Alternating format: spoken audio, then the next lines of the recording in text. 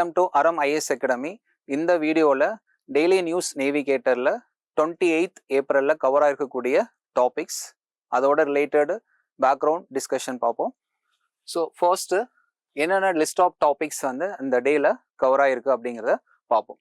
First வந்து India New Zealand free trade agreement அப்படிங்கிற topic. So ஒரு ஹிஸ்டாரிக் அக்ரிமெண்ட் அப்படின்னு சொல்லக்கூடிய இந்த அக்ரிமெண்ட், இதனால் என்ன இந்தியாவுக்கு பெனிஃபிட், இதனால் என்னென்ன இன்வெஸ்ட்மெண்ட், எந்த மாதிரியான இன்வெஸ்ட்மெண்ட் ஆப்ஷன்ஸ்லாம் இந்தியாவுக்கு வரப்போகுது அப்படிங்கிறத பேசுவோம். டிஸ்குவாலிஃபிகேஷன் பெட்டிஷன்ஸ் ராஜ்யசபா, இது ஆல்ரெடி ஆன்கோயிங் நியூஸோட ஒரு கண்டினியூவேஷன் நியூஸ் தான்.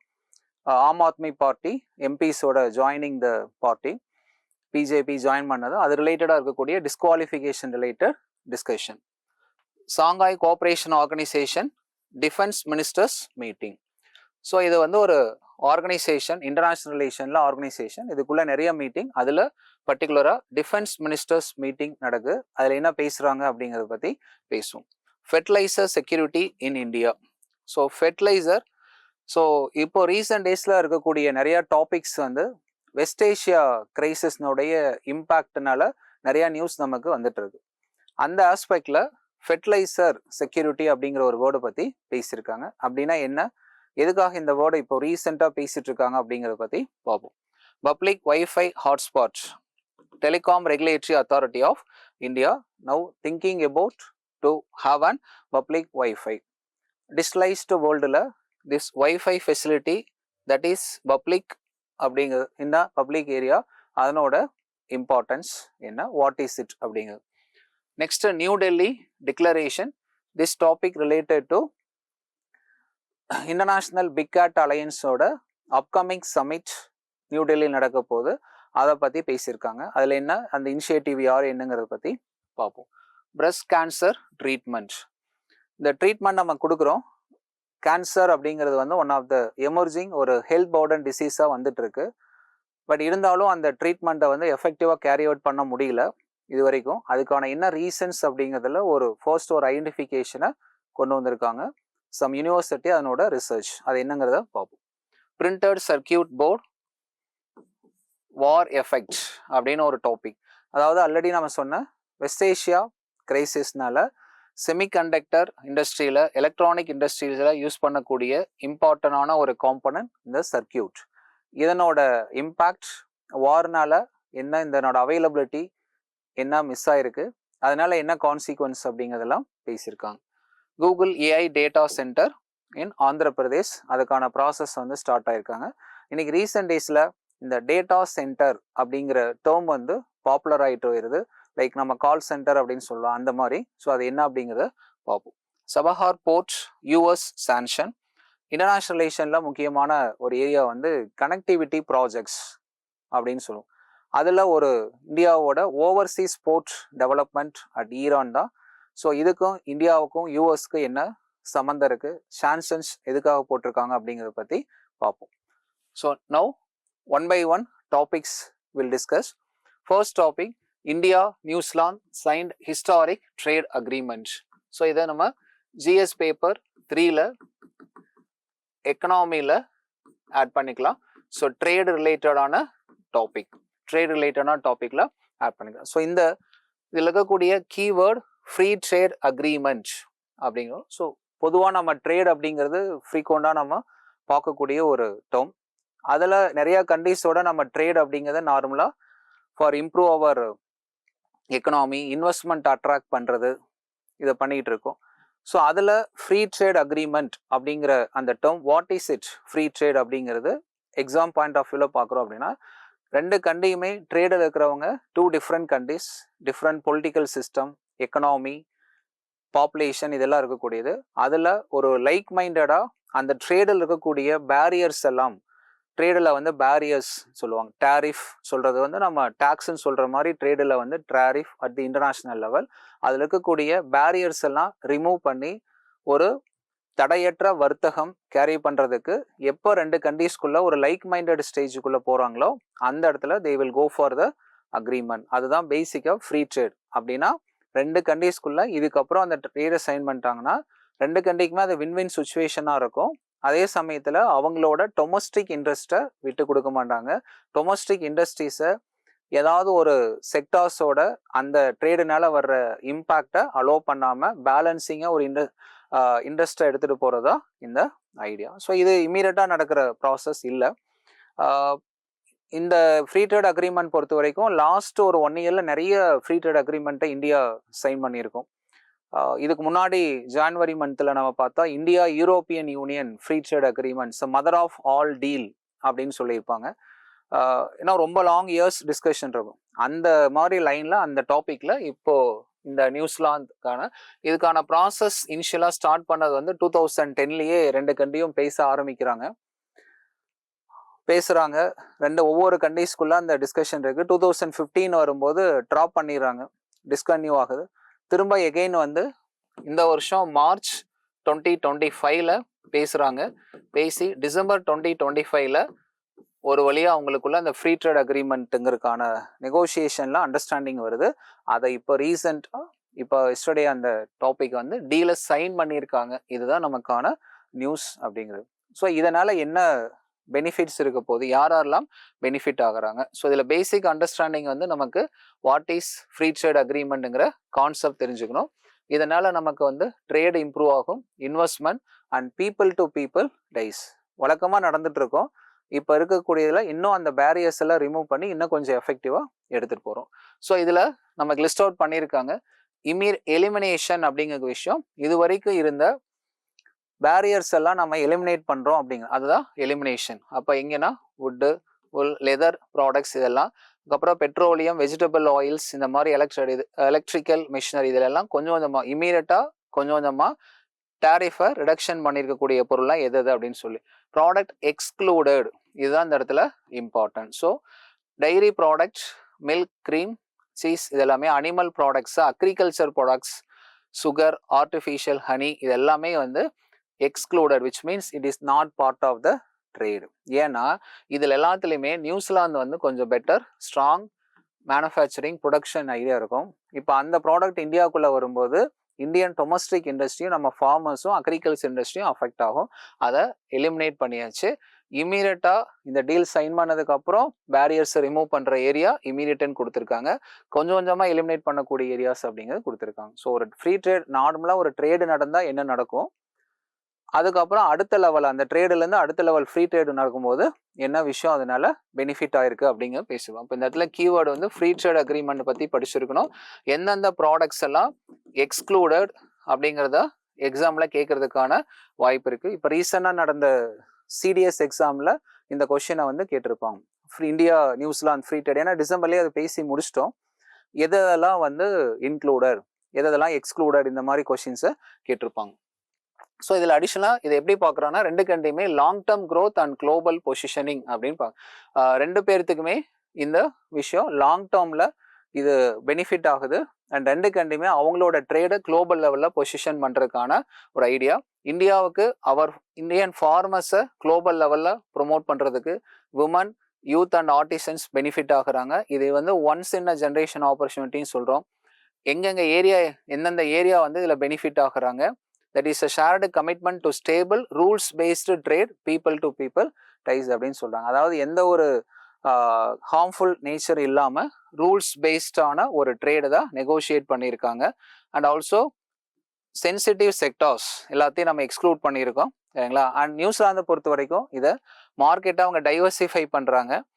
இந்தியாவை பொறுத்த வரைக்கும் இந்த குளோபல் ஆப்பர்ச்சுனிட்டி அப்படின்னு நம்ம இதை பார்க்குறோம். ஸோ அதுக்கப்புறம் இதில் ஓவர் 15 இயர்ஸில் 2 பில்லியன் ஃபாரின் டைரக்ட் இன்வெஸ்ட்மெண்ட் நியூசிலாந்துலேருந்து இந்தியாவுக்கு வர்றதுக்கான பாசிபிலிட்டிஸ். இதெல்லாம் வந்து ப்ரிலிமினரி அட்ராக்டிங் இன்வெஸ்ட்மெண்ட் அப்படின்னு சொல்லுவோம். ஒரு ஃப்ரீ ட்ரேட் அக்ரிமெண்ட் நடந்தால் என்ன நடக்குங்கிறத கொஞ்சம் ப்ராடராக பார்த்துக்கலாம், சரிங்களா. ஸோ பேசிக் கான்செப்ட்ஸ் படிச்சுக்கணும். இந்த கான்செப்ட்ஸை மைண்டில் நம்ம ரீடைன் பண்ணுறதுக்கு கொஞ்சம் ப்ராடர் அண்டர்ஸ்டாண்டிங் போகும்போது இருக்கும். இதில் ஒவ்வொரு செக்மெண்ட்டாகவும் நம்ம பார்க்கலாம். ஸோ மோஸ்ட்டாக எக்ஸ்போர்ட்ஸ் லெவலில், எக்கனாமிக்ஸ் லெவலில், எக்ஸ்போர்ட் லெவலில் இந்த மாதிரி ஃப்ரீ ட்ரேட் அக்ரிமெண்ட்டாக அவங்க ரிசீவ் பண்ணுற ஒரு விஷயம் இருக்கும். காமன் பீப்புளுக்கு இது என்ன பெனிஃபிட் அப்படின்னா, நமக்கு வந்து மார்க்கெட் அக்சசபிலிட்டி கிடைக்கும். அந்த ரெஸ்பெக்டிவ் இப்போ வந்து லெதர் ப்ராடக்டை ப்ரொடியூஸ் பண்ணுறாங்க அப்படின்னா அவங்களுக்கு நியூஸ்ல அந்த மார்க்கெட்டுங்கிறது ஒரு பெரிய மார்க்கெட் கிடைச்சிருக்கு. அப்போ எங்கெங்கெல்லாம் லெதர் ப்ரொடக்ஷன் இருக்காங்களோ அவங்க பெனிஃபிட் ஆவாங்க அப்படிங்கிறது இங்கே மென்ஷன் பண்ணியிருக்காங்க. எந்தெந்த செக்டார்ஸ் எவ்வளோ மார்க்கெட் எக்ஸ்போர்ட் ஆயிருக்கு அப்படிங்கிறது இந்த ஃபேக்ட் எடுத்துக்கலாம். இது வந்து ஒரு எக்ஸ்பெக்டட் இதெல்லாம் நடக்கலாம். ஸோ பொதுவாக இந்த ட்ரேடை பொறுத்த வரைக்கும் லாஸ்ட்டாக ஒரு பாயிண்ட் சொல்லணும்னா ட்ரேடை சைன் பண்ணியாச்சு, கிட்டத்தட்ட 2 டிகேட் டிஸ்கஸ் பண்ணி இதனோட எக்ஸிக்யூஷனில் தான் இதனோட அவுட்கம் இருக்குது அப்படிங்கிறது வருதரா வரக்கூடிய விஷயம். ஸோ நெக்ஸ்ட் டாபிக் நம்ம ஏர்லியர் சொன்ன மாதிரி இப்போ ஆன்கோயிங் டாபிக் தி ஆம் ஆத்மி பார்ட்டி டிஃபெக்டர்ஸ். இப்போ ரீசெண்டாக இந்த நியூஸ் போயிட்டு இருக்கு. ஆல்ரெடி முன்னாடி டிஸ்கஸ் பண்ணதுலேயும் இந்த டாபிக் நம்ம டிஸ்கஸ் பண்ணியிருக்கோம். ஏன்னா சில டாபிக்ஸ் எல்லாம் நமக்கு கண்டினியூ ஆகிட்டு இருக்கக்கூடிய டாபிக்.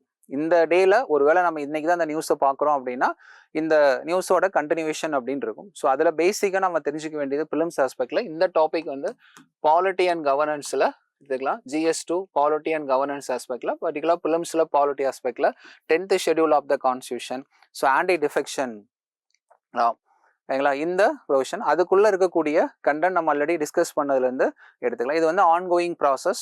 இப்போ ரீசெண்டாக Rajya Sabha recognise the merger of இதை பேசியிருக்காங்க. இவங்க பார்ட்டி சைட்லேருந்து, ஆம் ஆத்மி பார்ட்டி சைட்லேருந்து we are respecting the favour of constitution and democracy. In case இதுக்கான ப்ராப்பராக இதை டீல் பண்ணல அப்படின்னா we will further move on to the court அப்படிங்கிறதே இந்த இடத்துல சொல்லியிருக்காங்க. ஸோ இது எகெயின் இதில் ஸ்டாப் ஆகாது, இன்னும் இந்த நியூஸ் வந்து கம்ப்ளீட்டாக போயிட்டு இருக்கும். ஸோ போக வரைக்கும் அந்த நியூஸ் அப்டேட் பண்ணுவோம். ஒரு பாயிண்ட்ல இந்த நியூஸ் இந்த இஷ்யூ முடிஞ்சிருச்சு அப்படின்னு வரும்போது அதை கன்சாலிடேட் பண்ணும்போது ஈஸியாக இருக்குது. இப்போதைக்கு பிலிம்ஸ் ஆஸ்பெக்ட்ஸில் வரும்போது இந்த ஷெட்யூல் என்ன, அவுட் ஆஃப் 12 ஷெட்யூலில் 10th ஷெட்யூல் எதை டீல் பண்ணுறாங்க, ஆன்டி டிஃபெக்ஷன்லாம், டிஸ்குவாலிஃபிகேஷன்னா என்ன, குவாலிஃபிகேஷன் சொல்கிறோம், அதே மாதிரி இன்கேஸ் டிஸ்குவாலிஃபிகேஷன் வரும்போது என்ன procedures. Next SCO summit, international relation. இந்த டாபிக் வந்து GS பேப்பர் 2ல இன்டர்நேஷனல் ரிலேஷன் எடுத்துக்கலாம். அண்ட் ஆர்கனைசேஷன்ங்கிற கேட்டகரிஸ்ல regional organisation, Shanghai cooperation organisation, Shanghai cooperation organisation இதுவும் பிலிம்ஸ்ல நமக்கு ஒரு இம்பார்ட்டன்ட் ஏரியா. அதனோட டிஃபென்ஸ் மினிஸ்டர்ஸ் மீட்டிங். பொதுவாக ஒரு ஆர்கனைசேஷன் அப்படின்னா அதுல சமிட் அப்படிங்கிறது நடக்கும். இயர்லி ஒன்ஸ் சமிட் நடக்கலாம். அது இல்லாமல் எக்ஸ்டர்னல் அஃபேர்ஸ் மினிஸ்டர் லெவலில் மீட்டிங் நடக்கும், டிஃபென்ஸ் மினிஸ்டர் லெவலில் மீட்டிங், இந்த மாதிரி நிறைய காம்பனன்ட்ஸ் இருக்கும். இப்போ நடக்கக்கூடிய இந்த மீட்டிங் வந்து டிஃபென்ஸ் மினிஸ்டர்ஸ் லெவலில் இருக்கக்கூடிய மீட்டிங். ஸோ பேசிக்காக இந்த ஆர்கனைசேஷன் இதனோட ஆரிஜின் SCO அப்படின்னு பார்க்கும்போது இனிஷியலாக 1996ல் இது வந்து சாங்காய் 5 அப்படிங்கிற நேமில் இருக்காங்க. 5 கண்ட்ரிஸ் இருந்திருப்பாங்க. ஸோ 2001ல் தான் SCO அப்படிங்கிற நேம்ல வராங்க. 2001 it was established as an Shanghai Cooperation Organization அப்படின்னு வராங்க. ஸோ அப்போ அந்த டைம்ல அதில் வந்து 6 கண்ட்ரிஸ் இருக்காங்க. அடுத்து 2017ல் both India and Pakistan joined as an member. So அடுத்தடுத்து மெம்பர்ஸ் ஆட் ஆகி இப்போ டோட்டலாக 10 மெம்பர்ஸ் இருக்கக்கூடிய ஒரு ஆர்கனைசேஷன் தான் இந்த SCO அப்படிங்கிறது.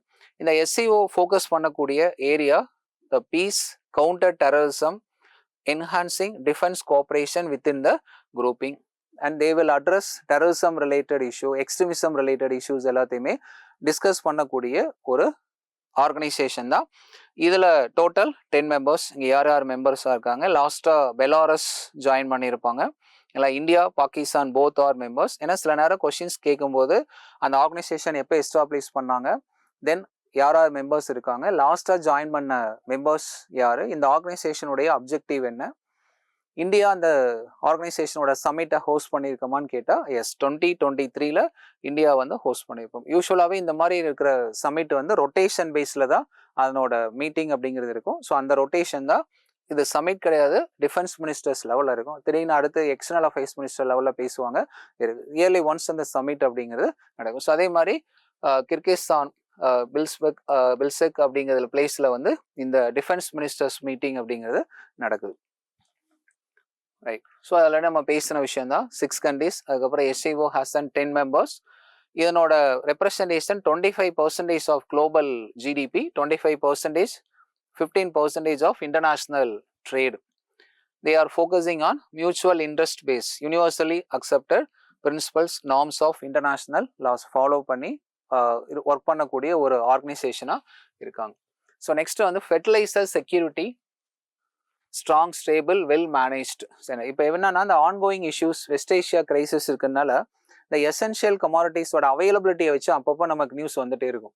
ஃபெர்டிலைசர் வந்து ஷார்ட்டேஜாக இருக்குது, இல்லை எல்பிஜி வந்து ஷார்ட்டேஜாக இருக்குது, பெட்ரோல் டீசல் க்ரூட் ஆயில் சஃபிஷியண்டாக இல்லை, இந்த மாதிரி அந்த மாதிரி வந்த ஒரு நியூஸுக்கு தான் கவர்மெண்ட் வந்து ரீசன் சொல்லியிருக்காங்க. இந்தியாவில் ஃபெர்டிலைசர் செக்யூரிட்டிங்கிறது வி ஹவ் இனஃப் ஃபெர்டிலைசர், அதுதான் வேர்டு வந்து ஃபெர்டிலைசர் செக்யூரிட்டி அப்படின்னு கொடுத்துருக்காங்க. பொதுவாக செக்யூரிட்டிங்கிற ஒரு வேர்டை யூஸ் பண்ணுறோம் அப்படின்னா இந்த வேர்டு செக்யூரிட்டி யூஸ் பண்ணும்போது ட்ரிபிள் ஏ நம்ம அக்சசபிலிட்டி, அஃபோர்டபிலிட்டி அண்ட் அவைலபிலிட்டின்னு சொல்லுவோமா, அதை தான் சொல்கிறாங்க.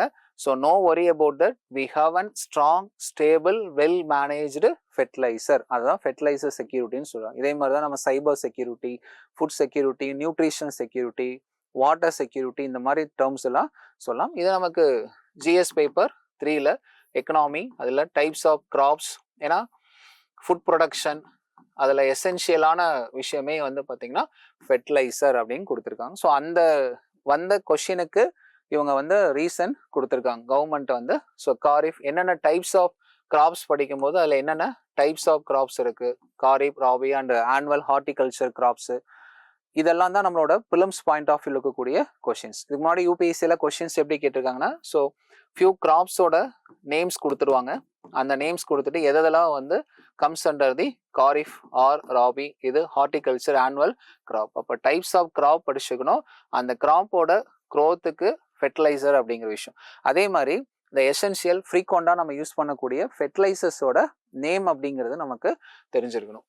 ஸோ இதில் types of fertiliser and application of fertiliser அப்படின்னு எடுத்துட்டா இதுக்குள்ள நிறைய இருக்கு. Nitrogen and phosphoric, potassic, mixed complex fertilisers அப்படின்னு சொல்லுவோம். ஃப்ரீக்வெண்டாக வர di ammonium phosphate, nitro phosphate, NPK, nitrogen phosphorus potash, calcium ammonium, இதே மாதிரி இருக்கக்கூடிய micro fertiliser, micro nutrient fertilisers. நமக்கு எப்படி மைக்ரோ மேக்ரோ நியூட்ரியன்ட் எடுத்துக்கிறோமோ அதே மாதிரி கிராப்புக்கு தேவையான ஃபெர்டிலைசர்ஸ், அதில் என்னென்ன ஃபெர்டிலைசர்ஸ் இருக்குது, இது எல்லாத்தினுடைய அவைலபிலிட்டியும் வி ஹாவ் இனஃப் அப்படிங்கிறத அதை சொல்லியிருக்காங்க. ஸோ அதனோட பேசிக் ஐடியாவை ஒரு ஃபியூ ஃப்ரீக்வெண்டாக யூஸ் பண்ணக்கூடிய ஃபெர்டிலைசர்ஸ், ஃபார் எக்ஸாம்பிள் யூரியா. இப்போ இந்த யூரியாவில் அடுத்த ஒரு ஸ்டெப் நம்ம ரீசெண்டாக வரும்போது நானோ யூரியா அப்படின்னு கொடுத்துருக்கோம். இதுவும் நமக்கு எக்ஸாமுக்கு ரிலவெண்ட்டாக இருக்குது. ஏன்னா யூரியாவை எக்ஸஸாக யூஸ் பண்ணுறதுனால வர்ற கான்சிக்வன்சஸை அட்ரஸ் பண்ணுறோம். அதுக்கு என்னென்ன மெசேஜ் நானோ யூரியான்னு கொண்டு வந்திருக்கோம். Neem coated urea, right? இந்த மாதிரி வந்து அதே மாதிரி அமோனியம் சல்பேட். ஸோ அப்ளிகேஷன் எப்படி broadcasting, basal application, placement techniques அப்படின்னு சொல்லி ஹவு சில இடத்துல வந்து நம்ம ஸ்ப்ரே பண்ணுறோமா, after planting, at the time of planting, எந்த டைமில் ரூட்டில் அப்ளை பண்ணுறோமா, லீஃபில் வந்து அப்ளை பண்ணுறோமா அப்படிங்கிற இந்த ப்ராசஸ் ஒவ்வொன்றும் ஒவ்வொரு ஃபார்மேட் கொடுத்துருப்பாங்க. இல்லை அப்ளிகேஷன் சாலிட் பேஸ்டாக இருக்கக்கூடியது என்ன, லிக்யூட் ஃபார்மில் இருக்கக்கூடியது என்ன. அப்போ இந்த இண்டஸ்ட்ரி டாபிக் பொறுத்தவரை ஃபெர்டிலைசர் இண்டஸ்ட்ரி அஸ் அ ஹோலாக தெரிஞ்சு வச்சுக்கணும். எப்போல்லாம் நம்ம வந்து ஃபுட் செக்யூரிட்டி பற்றி பேசுகிறோமோ, ஃபுட் செக்யூரிட்டி பற்றி பேசும்போது ஃபெர்டிலைசரோடைய ரோலும் தேவை. ஏன்னா அந்த ஃபுட் செக்யூரிட்டியை ஆன் டைமில் அவைலபிலிட்டி ஆஃப் ஃபுட்டை என்ஷூர் பண்ணுறதுக்கு ஹைலி ரிலவெண்ட்டானது என்னென்னு பார்த்தீங்கன்னா ஃபெர்டிலைசர். அந்த ஃபெர்டிலைசர் வந்து ஷார்ட்டேஜ் இல்லை, நம்மகிட்ட போதுமான அளவுக்கு இருக்குது அப்படிங்கிறதா ஃபெர்டிலைசர் செக்யூரிட்டின்னு கொடுத்துருக்காங்க. அதோட அடிஷ்னலாக சொல்லிக்கிற விஷயங்களை பார்த்துக்கலாம். TRAI attempts to promote public wifi hotspot again அப்படின்னு கொடுத்துருக்காங்க. ஸோ இதை நம்ம ஜிஎஸ் பேப்பர் 3 சயின்ஸ் அண்ட் டெக்கில் எடுத்துக்கலாம். இல்லை டிஜிட்டலைசேஷன், இ கவர்னன்ஸ், ஏன்னா recent days we are moving towards digitalisation and public service delivery through online digital பிளாட்ஃபார்மில் இருக்கும். ஸோ அதில் நார்மலாக வந்து வைஃபை ஃபெசிலிட்டிஸ் அப்படிங்கிறது இன்றைக்கி இருக்கிற ஒரு பப்ளிக் டிஜிட்டல் இன்ஃப்ராஸ்ட்ரக்சர் கேட்டகரியில் இருக்கும். அதை பப்ளிக் வைஃபை ஃபெசிலிட்டி ஹாட்ஸ்பாட் கொடுக்கறத ப்ரொமோட் பண்ணுறதை பற்றி பேசிகிட்டு இருக்காங்க. ஸோ யார் அப்படின்னு பார்த்தா telecom regulatory authority of India. So இவங்க பிலிம்ஸ் பாயிண்ட் ஆஃப் வரும்போது telecom regulatory authority of India 1997 create பண்ண statutory body telecom regulatory authority of India act இருக்குது. So spectrum allocation, internet service provider, telecom operators, இவங்க ரிலேட்டடாக ஏதாவது issues வந்தாலோ இல்லை இன்டர்நெட்டோட ஸ்பீடை வந்து ப்ரொவைட் பண்ணுறதுல ஏதாவது மிஸ்யூஸ் பண்ணாலோ அந்த ரெஸ்பெக்டிவ் சர்வீஸ் ப்ரொவைடர் மேலே ஆக்ஷன்ஸ் எடுத்து இதை ரெகுலேட் பண்ணக்கூடிய ஒரு ரெகுலேட்டர்.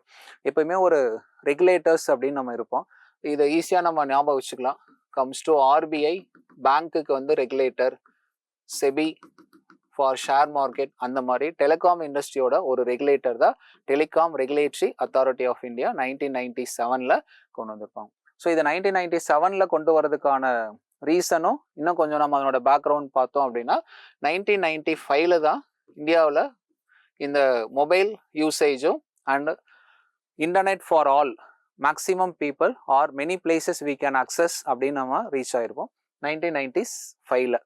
அப்போ மெனி பிளேயர்ஸ் இந்த 1995 they are enter in to this telecom சர்வீஸ்ன்னு வரும்போது அந்த இண்டஸ்ட்ரியை ஒழுங்குபடுத்துறதுக்கு ரெகுலேட் பண்ணுறதுக்காக ட்ராய் அப்படிங்கிறது கொண்டு வந்திருப்பாங்க. இது 1995 ஏன் வந்துச்சு அப்படின்னா 1994 தான் இந்தியாவோட ஃபர்ஸ்ட் நேஷனல் டெலிகாம் பாலிசி அப்படின்னு கொண்டு வந்திருப்பாங்க. ஏன் 1994 டெலிகாம் பாலிசினா இங்கிருந்து வரும்போது 1991 நியூ எக்கனாமிக் பாலிசின்னு சொல்ற எல்பிஜி அடாப்ட் பண்ணியிருக்கோம். அது வந்து அப்படி ஒரு ஆர்டராக இருக்கும், நியூ எக்கனாமிக் பாலிசி எல்பிஜி. அதுக்கப்புறம் அந்த எல்பிஜியோட பெனிஃபிட்டை அக்ராஸ் த கண்ட்ரி நம்ம எடுத்துட்டு போறதுக்காக இந்த national telecom policy, based on the policy we started maximising our telecom services in the year 1995. So there was a regulator, that regulator was created 1997. So அதே பேஸை வச்சு now TRAI is again, ஏன்னா already இருந்திருக்கும், but some issues are misusing the public wifi hotspot அப்படிங்கிறனால அதில் ரிலேட்டடாக issues இருந்திருக்கும். அந்த இஷ்யூஸை ஓவர் கம் பண்ணி எகெயின் அதை இன்ட்ரடியூஸ் பண்ணுறத பேசுகிறாங்க, அதுக்கான ப்ராசஸ் ஆரம்பிச்சிருக்காங்க அப்படிங்கிறதா ஜஸ்ட் இருக்கு. ஏன்னா இந்த நியூஸ் இப்போ தான் இனிஷியலாக இதில் வருதுன்னா இன்னும் ஃபர்தராக வரக்கூடிய டேஸில் அதை பற்றி என்ன ஆக்ஷன்ஸ் எடுத்திருக்காங்க அப்படிங்கிறது நியூஸில் வரும். ஸோ அதே மாதிரி இங்கே இருக்கக்கூடியதில் பிஎம் வாணி ஸ்கீம் அப்படிங்கிறது same, this is a scheme by government to provide public wifi facilities. Railway station மற்ற பப்ளிக் பிளேசஸில் வைஃபை ஃபெசிலிட்டிஸ் கொடுக்கறதுக்கான, ஏன் இந்த வைஃபை ஃபெசிலிட்டிஸ் அட் பப்ளிக் பேசுறதுக்கான ரீசன் என்னன்னா, we are making our process digitalization, we are making our governance system digitalization, our public service delivery through application based app based services. So அதை இண்டிவிஜுவலாக use பண்ணுறது இல்லாமல் இப்போ இந்த இடத்துல பப்ளிக் அப்படின்னு வரும்போது we are using our individual basis, அதுக்கு அப்படியே ஆப்போசிட் வந்து பப்ளிக் வைஃபை ஹாட்ஸ்பாட் அப்படின்னு பேசியிருக்காங்க. ஸோ இதுக்கான டிஸ்கஷன் இன்னும் ஃபர்தராக நியூஸில் வரும்போது வரதை அப்டேட் பண்ணிக்கலாம். So next, New Delhi declaration in the works, upcoming international summit on conservation of big cats அப்படின்னு சொல்லுவாங்க. This topic related to GS paper 3 environment prelims and mains ரெண்டுலையுமே ரொம்ப ஒரு இன்ட்ரெஸ்டிங்கான டாபிக். என்ன அப்படின்னா, இந்த பிக் கேட்ஸ் அப்படின்னு சொல்லக்கூடியது ஸ்மால் கேட்ஸ், பிக் கேட்ஸ் அப்படின்னு நம்ம கேட்டகரைஸ் பண்ணுறோம். இந்தியா வந்து டைகர் ரேஞ்ச் 13 டைகர் ரேஞ்ச் கண்ட்ரீஸில் 13 டைகர் ரேஞ்ச் கண்ட்ரியில் இந்தியா வந்து ஹையஸ்ட் டைகர் பாப்புலேஷன் இருக்கக்கூடிய கண்ட்ரி. ஸோ இது என்னன்னா, நம்ம வந்து டெவலப்மெண்ட்டையும் என்விரான்மெண்ட்டையும் பேலன்ஸ்டாக கொண்டு வந்ததனோட ஒரு கான்சிக்வன்ஸாக நம்ம சொல்லலாம். So we have maintain the environment as well as development, at the same time we maintain the good number of wildlife conservation, good number of wildlife. அதோட ப்ராஜெக்ட் டைகரோட 50th இயர் செலிப்ரேஷன் அந்த டைம்ல 2023 India வந்து ஒரு new initiative எடுத்திருப்பாங்க. அந்த initiative தான் international big gate alliance. அதனோட ஹெட் குவார்ட்டர் நியூ டெல்லியில் இருக்கு. மைசூர்ல நடந்த ஒரு அந்த ஈவெண்ட்ல பிரைம் மினிஸ்டர் வந்து அதை இனாகிரேட் பண்றாங்க. 7 பிக் கேட்ஸை இதை வந்து ப்ரொடெக்ட் பண்றது கன்சர்வ். ஏன்னா நமக்கு வந்து we feel that we have enough experience because we have number of tigers அது வேர்ல்டில் இருக்கிறதுலேயே இந்தியாவில் அதிகமாக இருக்குது. And out of 13 tiger range country அப்படிங்கிறனால அந்த ஒரு எக்ஸ்பீரியன்ஸை வச்சு இந்தியா வந்து இந்த இன்டர்நேஷனல் பிக் கேட் அலையன்ஸ் எடுத்திருக்கோம். அதனோட international summit is going to be held. அந்த டெல்லியில் நடக்குது. அதுதான் நியூ டெல்லி டிக்ளரேஷன் அப்படின்னு பேசியிருக்காங்க. ஸோ அப்போ இது வந்து ஸ்பீசிஸ் அப்படிங்கிற இடத்துல எடுத்துக்கலாம். அதே மாதிரி இந்த ப்ராஜெக்ட்ல 7 அப்படிங்கிற 7 பிக் கேட்ஸை வந்து எடுத்திருக்கோம். யாரெல்லாம் அந்த 7 big cats, tiger, lion, leopard, சீடாக். ஸோ சீடாக் தனியாக நம்ம இதுக்கு முன்னாடி நடந்த வீடியோலையும் டிஸ்கஸ் பண்ணியிருக்கோம். ஸ்னோ லெபர்ட், புமாண்டு, ஜாக்வார், இந்த 7 அப்படிங்கிறது நமக்கு இம்பார்ட்டன்ட். இனிஷியலி இப்போ நம்ம வந்து 7 அப்படிங்க ஃபோக்கஸ் பண்ணுறோம். என்னோட ஹெட் குவார்ட்டர் இந்தியாவில் இருக்குது. இது இனிஷியேட் பண்ணது இந்தியா. அண்ட் எந்த இயர் இனிஷியேட் பண்ணியிருக்கோம் அப்படின்னா 2023 இனிஷியேட் பண்ணியிருக்கோம். ரைட்.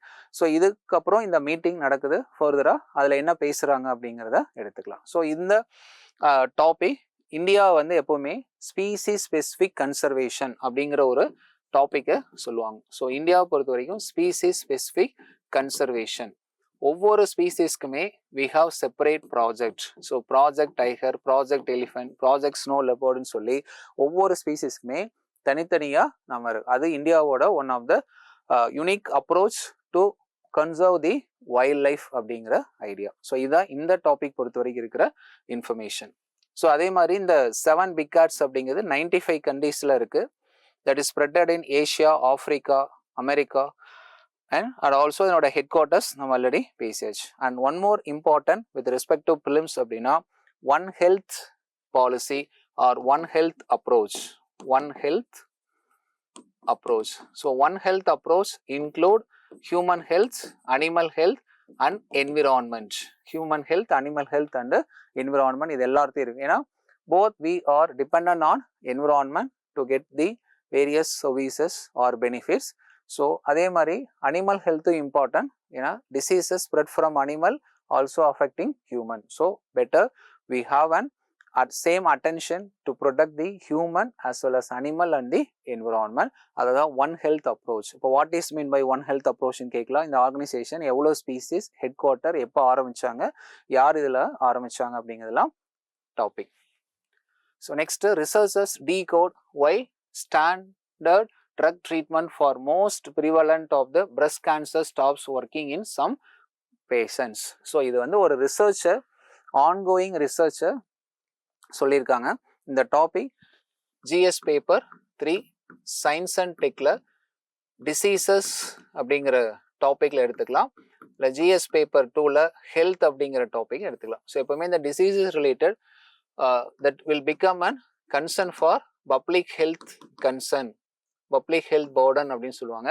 இன்னைக்கு ரீசெண்ட் டேஸ் அதிகமாக பேசிட்டு இருக்கக்கூடிய ஒரு டாபிக் அப்படின்னு பார்த்தா cancer, various types of cancer. இங்கே பிரஸ்ட் கேன்சர் பற்றி பேசியிருக்காங்க. So already we have an treatment. But அந்த ட்ரீட்மெண்ட் வந்து ஒரு பாயிண்ட் ஆஃப் டைமுக்கு இல்லை நம்ம கொடுக்குற இந்த ட்ரீட்மெண்ட் என்ன ஆகுது அப்படின்னா ஸ்டாப் ஆயிடுது. அது ஏன் ஸ்டாப் ஆகுது, என்ன ரீசன் அப்படிங்கிறத ரிசர்ச்சர்ஸ் வந்து டீகோட் பண்ணியிருக்காங்க. அதுதான் ஒய் ஸ்டாண்டர்ட் ட்ரக் ட்ரீட்மெண்ட். அதே மாதிரி ஒவ்வொரு பாயிண்ட்டுமே நம்ம நோட் பண்ணோம். ஏன்னா cancer we can also go for radiation treatment or radiation நம்மளோட நியூக்ளியர் மெடிசன் அப்படிலாம் சொல்லுவோம். பட் இது வந்து நம்ம ஓரலாக எடுத்துக்கக்கூடிய ட்ரக் ட்ரீட்மெண்ட் ஒரு பாயிண்ட் ஆஃப் டைமில். அதுவும் மோஸ்ட் ப்ரிவலண்ட் டைப் ஆஃப் இது வந்து பிரஸ்ட் கேன்சர். அதை அட்ரஸ் பண்ணுற அந்த ட்ரக் ஏன் வந்து ஃபங்க்ஷன் ஆகலை, அதுக்கான ரீசன்ஸ் என்ன அப்படிங்கிறத ஒர்க் பண்ணுறாங்க. யார் இதை பண்ணுறாங்க அப்படின்னு பார்த்தா the university of Delhi and Tata memorial hospital. இந்த யூனிவர்சிட்டி ஆஃப் டெல்லி இதுவும் இம்பார்ட்டன்ட். இதுக்கு முன்னாடி வந்து பிலிம்ஸில் ஜெனடிக்கலி மாடிஃபைட் ஜிஎம் மஸ்டர்டில் அந்த மஸ்டர்டு அந்த ப்ராஜெக்டை வந்து கேரி அவுட் பண்ணது பஞ்சாப் யூனிவர்சிட்டியா, டெல்லி யூனிவர்சிட்டியா, அந்த மாதிரி கூட கொஷின்ஸ் கேட்டிருக்காங்க. ஸோ இங்கே university of Delhi, Tata memorial hospital, Mumbai. So என்ன ஃபைண்ட் அவுட் பண்ணியிருக்காங்க, they founded loss or damage to gene CDKN1B அப்படிங்கிற அந்த ஜீன்.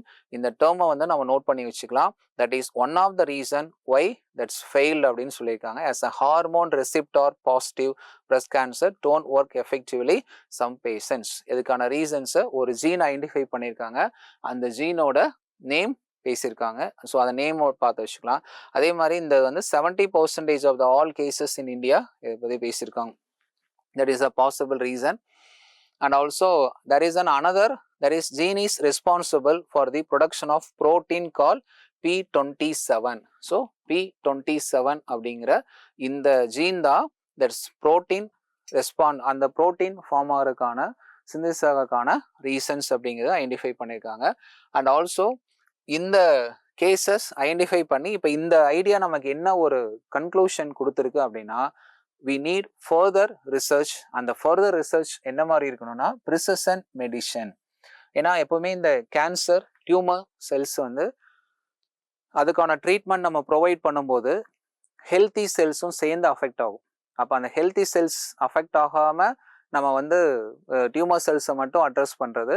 பட் இந்த gene that's failed to carry out the treatment அந்த ஜீன் தான் responsible for the production of P27. இதை நம்ம identify பண்ணியிருக்கோம். இந்த ஐடென்டிஃபிகேஷனை வச்சு இப்போ precision medicine to the point அடுத்து ஃபர்தராக நம்ம எப்படி இந்த ஜீன் இதை எப்படி அட்ரஸ் பண்ணுறது அப்படிங்கிறத பற்றி ஃபர்தராக கேரி அவுட் பண்ண போகிறோன்னு சொல்லியிருக்காங்க. ஸோ இது ஒரு ரிசர்ச். ஆல்ரெடி இருக்கிற மெடிசன் நம்ம போயிட்டு இருக்கிற ட்ரீட்மெண்ட்டில் இந்த ட்ரீட்மெண்ட்டை வந்து அடிஷ்னலாக என்ன ரீசன்ஸுங்கிறத சொல்லியிருக்காங்க. ஸோ அதே மாதிரி 2 lakh cases breast every year India அப்படிங்கிறது so it's a burdening thing அப்படிங்கிறதா இருக்குது. ஸோ இது கூட நம்ம அடிஷ்னலாக வரும்போது வேர்ல்ட் ஹெல்த் ஆர்கனைசேஷன் அக்டோபர் மந்த்தை பிரஸ்ட் கேன்சர் அவேர்னஸ் மந்த் அப்படின்னு சொல்லி பேசியிருப்பாங்க. ஓகேங்களா? ஸோ இதெல்லாம் அடிஷ்னலாக ப்ரிலிம்ஸ் ஆஸ்பெக்டில் இருக்கணும். ஸோ இதில் பேசிக்காக கேன்சர் என்னென்ன டைப்ஸ் ஆஃப் கேன்சர் இருக்குது, டியூமர் செல்ஸ் என்ன ட்ரீட்மெண்ட் இருக்குது, ட்ரீட்மெண்ட்டில் வந்து ஓரலாக எடுத்துக்கூடிய மெடிசன், ஓரலாக எடுக்கிற மெடிசன்ஸ் இல்லாமல் ரேடியேஷன், அதில் தான் nuclear medicine, radiation, radio therapy. So அதுவும் அடிஷ்னல் நியூஸ்லாம் முன்னாடி இருந்திருக்கும். இந்தியாவில் வந்து ஏன்னா கேன்சரோட நேச்சர் வந்து சம்டைம் ஏர்லி ஸ்டேஜில் நம்ம ஐடென்டிஃபை பண்ணுறதோட லேட்டஸ்ட் ஸ்டேஜில் ஐடென்டிஃபை பண்ணும்போது சம்டைம் ரேடியோ தெரப்பி ட்ரீட்மெண்ட்டுக்கான அந்த சுச்சுவேஷனை அவங்க மிஸ் பண்ணுறாங்க. ஏன்னா இந்த டைமுக்கு மேலே அந்த ட்ரீட்மெண்ட் கொடுக்க முடியாது. Low utilisation of radiotherapy அப்படிங்கிறதுலாம் நியூஸில் இருந்திருக்கு. அப்போ இது வந்து ஒரு எமர்ஜிங் ஹெல்த் பர்டன் அப்படிங்கிற டாப்பிக்காக பார்த்துட்டு அந்த ட்ரீட்மெண்ட் ஏன் ஃபெயில் ஆகுது அப்படிங்கிறதுக்கான ரீசன்ஸ் ஐடென்டிஃபை பண்ணியிருக்காங்க.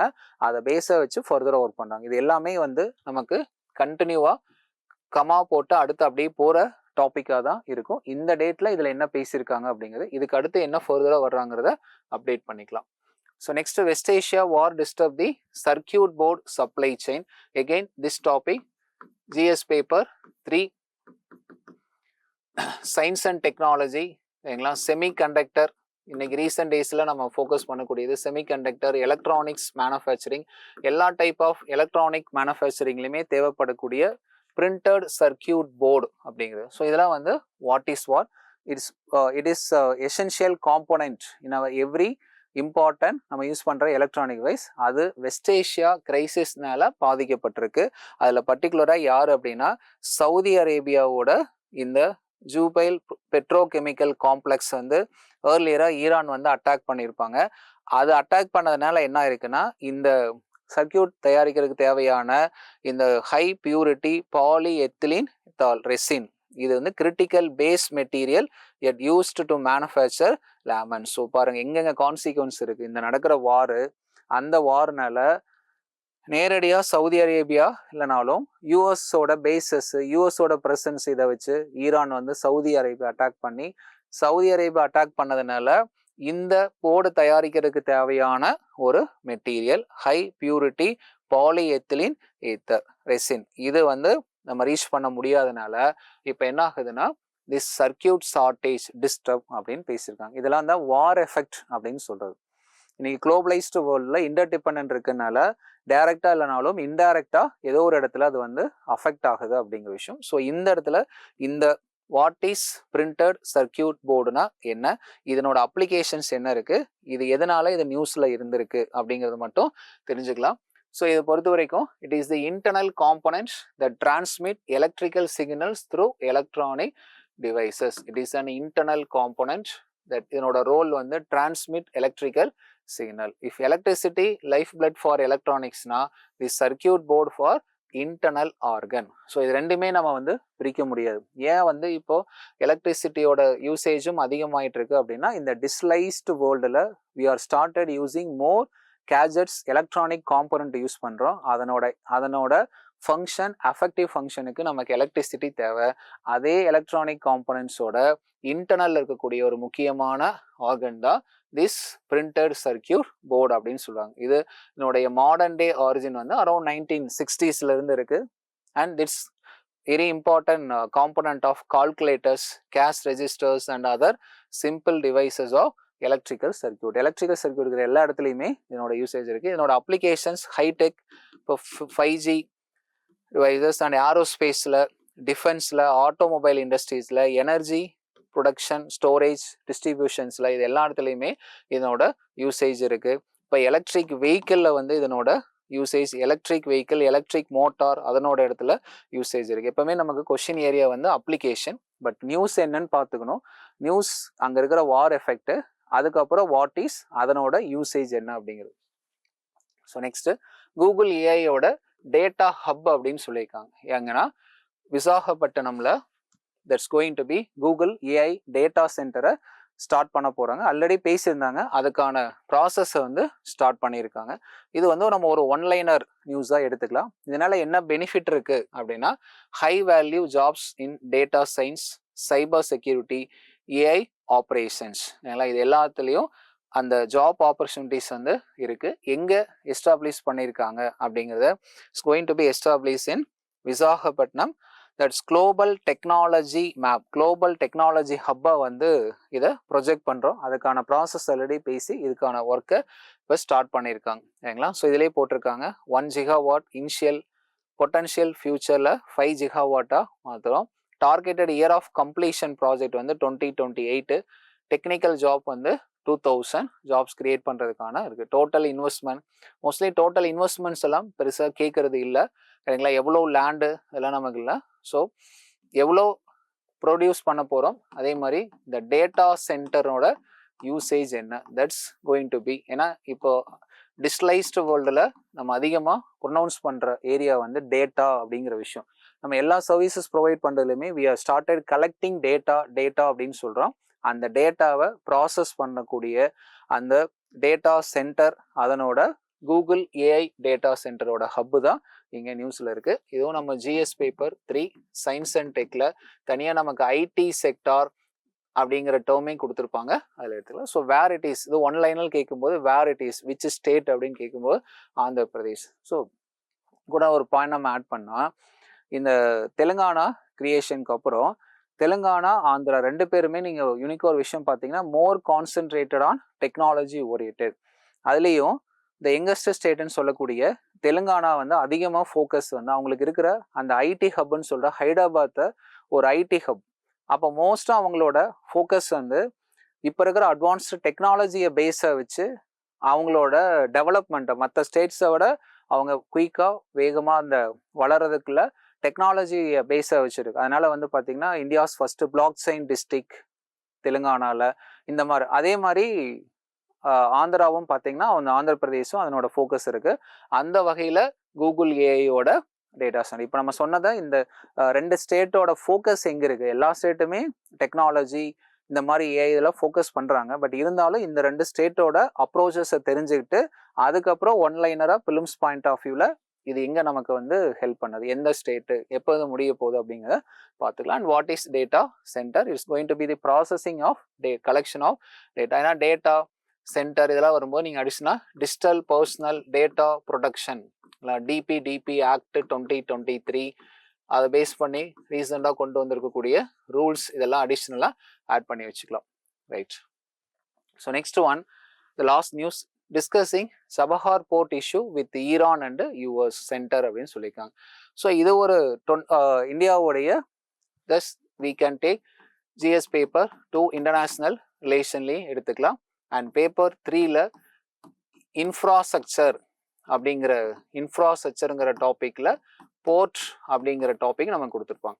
ஸோ நம்ம இந்தியாவில் இருக்கிறது இல்லாமல் overseas port development of India அப்படின்னு பார்த்தா we are having multiple port. அதில் ஈரானில் இருக்கக்கூடிய சபஹார் போர்ட் கரெக்டாக இப்போ ஆன்கோயிங் வெஸ்ட் ஏஷியா கிரைஸில் முக்கியமாக டார்கெட்டில் இருக்கக்கூடிய ஈரானில் இருக்கக்கூடிய இந்த சபஹார் போர்ட்டு எதுக்காக அப்படின்னு பார்த்தா that is an connectivity projects. So இந்த கனெக்டிவிட்டி ப்ராஜெக்ட்ஸ்ங்கிறது நம்மளோட ட்ரேடை குயிக்காக கேரி அவுட் பண்ணுறதுக்கு, ட்ரேடில் இம்போர்ட்டும் இருக்கும் எக்ஸ்போர்ட்டும் இருக்குது. இதை நம்ம ஃபாஸ்ட்டாக நமக்கு எந்த ஒரு சிரமமும் இல்லாமல் கேரி அவுட் பண்ணுறதுக்கு நமக்கு கனெக்டிவிட்டிங்கிறது தேவை. அந்த கனெக்டிவிட்டியை பேஸை வச்சு தான், ஏன்னா நம்மளை நெய்பரிங்கில் நமக்கு ஒரு ஃபேவரபிளான ட்ரேடிங் பார்ட்னரோ இல்லை ட்ரேடிங் ரூட் இல்லை அப்படின்னா அடுத்தடுத்த ரூட்டை ஐடென்டிஃபை பண்ணுறோம். நமக்கு இந்த சபஹார் போர்ட்டை நம்ம எஸ்டாப்ளிஷ் பண்ணுறதுக்கான முக்கியமான அந்த ரீசன்ஸ் வரும்போது we have an unstable relation with Pakistan. அதனால ஒரு டெவலப்மெண்ட் ப்ராஜெக்ட்ஸை கேரி அவுட் பண்ணுற பொசிஷனில் இல்லை. அப்போது பாகிஸ்தான் இல்லாமல் மற்ற நம்ம ட்ரேடை வந்து கேரி அவுட் பண்ணுறது டு சென்ட்ரல் ஏஷியாவை யூரோப் மீட் பண்ணுறது, யூரோப் வரைக்கும் நம்மளோட கனெக்டிவிட்டியை கேரி அவுட் பண்ணுறான் அப்படின்னு வரும்போது நமக்கு ஈரானில் இந்த சபஹார் போர்ட் அப்படிங்கிறத நம்ம ஐடென்டிஃபை பண்ணி வி ஸ்டார்டட் டெவலப்பிங். அதுக்கு தான் இந்தியாஸ் ஓவர்சீஸ் போர்ட் டெவலப்மெண்ட் அப்படின்னு சொல்லுவாங்க. So other part of the கண்ட்ரியில் நமக்கு தேவையான போர்ட்டை வந்து நம்ம டெவலப் பண்ணுறது, அந்த ஆஸ்பெக்டில் தான் இந்த சபஹார் போர்ட் அப்படிங்கிறத பண்ணியிருப்பாங்க. இது இந்தியாவுக்கு முக்கியமான ஒரு விஷயம். To bypass Pakistan and to carry out Afghanistan, central Asia, அங்கிருந்து அப்படியே யூரோப் வரைக்கும் கனெக்ட் பண்ணுறதுக்கான ஒரு ப்ராஜெக்டாக பார்க்குறோம். இப்போ என்ன ஆகுன்னா, இந்த ஈரானோட நியூக்ளியர் ப்ரோக்ராம் அதை யூஎஸ் அப்போஸ் பண்ணுறாங்க. அதுக்கு மேலே யூஎஸ் மேலே சாங்ஷன் போட்டிருப்பாங்க. அந்த டைமில் இந்தியா வந்து ஈரான் ரிலேஷனையும் டிஸ்டர்ப் ஆகிருக்கும். சரிங்களா? இந்த மாதிரி ஒரு பெரிய லென்த்தி பேக்ரவுண்ட் இருக்கும். பட் இப்போ என்ன ஆகுதுன்னா, யூஎஸ் அந்த சாங்ஷன் ஃபர்தராக இந்தியா வந்து எப்படி இந்த சாங்ஷன்ஸை தாண்டி நம்ம கேரி அவுட் பண்ண போகிறோம் அப்படிங்கிறதா இந்த சபஹார் போர்ட்டோட ஐடியா. இதுக்கு முன்னாடி டாப்பிக்கில் அதனோட கண்டினியூஷன் பேசியிருப்பாங்க.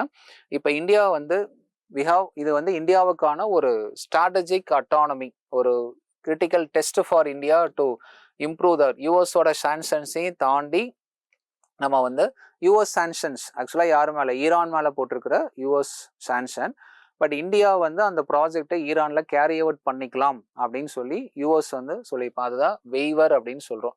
பட் இப்போ அதுக்கு நமக்கு இஷ்யூ வந்திருக்கு ஆன்கோயிங். இதில் இது இந்தியா எப்படி நம்ம வந்து ஹேண்டில் பண்ண போகிறோங்கிறதா பேசுவோம். இந்தியா வந்து we are exploring other options. அதில் ஒரு ஆப்ஷனாக வந்து இப்போ இருக்கக்கூடிய அந்த ஓனர்ஷிப் வந்து என்ன பண்ணாங்கன்னா, transferring the stake of India to Shahid பஸ்னி terminal at Chabahar to Iranian company.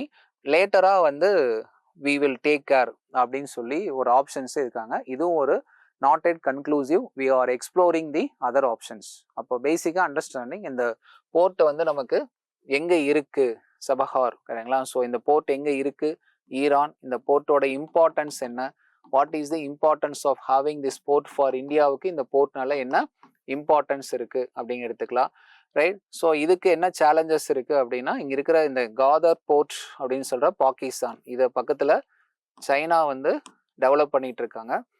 இதை வந்து இந்தியா டெவலப் பண்ணுறோம், ரைட்? இங்கே வரும்போது நமக்கு மலாக்கா ஸ்ட்ரைட்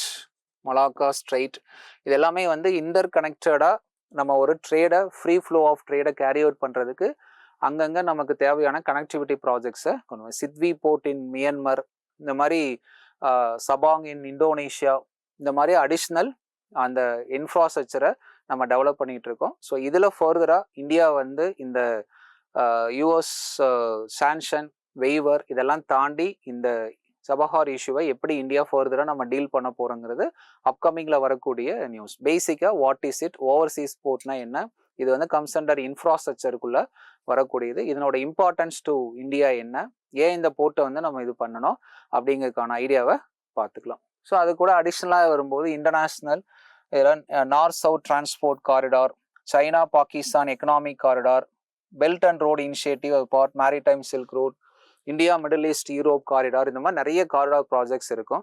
ஏன்னா ஒரு கண்ட்ரியோட டெவலப்மெண்ட்டில் 3 things ஆர் இம்பார்ட்டன்ட் சொல்லுவாங்க. One is trade, another one is technology and another one is connectivity. These 3 are very essential சொல்லுவாங்க. இந்த ட்ரேடு தான் நம்ம ஃபஸ்ட்டு ஆரம்பிக்கும் போது ட்ரேடு, அதில் ஃப்ரீ ட்ரேட் அக்ரிமெண்ட் இதெல்லாம் கேரி அவுட் பண்ணுறோம். Technology is also and connectivity. ஏன்னா India is now manufacturing led எக்கனாமியாக போகிறோம். நம்ம ப்ரொடியூஸ் பண்ணக்கூடிய கூட்ஸை just we want to make it in other part of the வேர்ல்ட்னா very simple, we need and connectivity. அந்த கனெக்டிவிட்டிக்கு என்னென்ன பாசிபிள் ப்ராஜெக்ட்ஸோ அதை நம்ம கேரி அவுட் பண்ணுறோம். Okay, so next we have practice question based on the news discussion.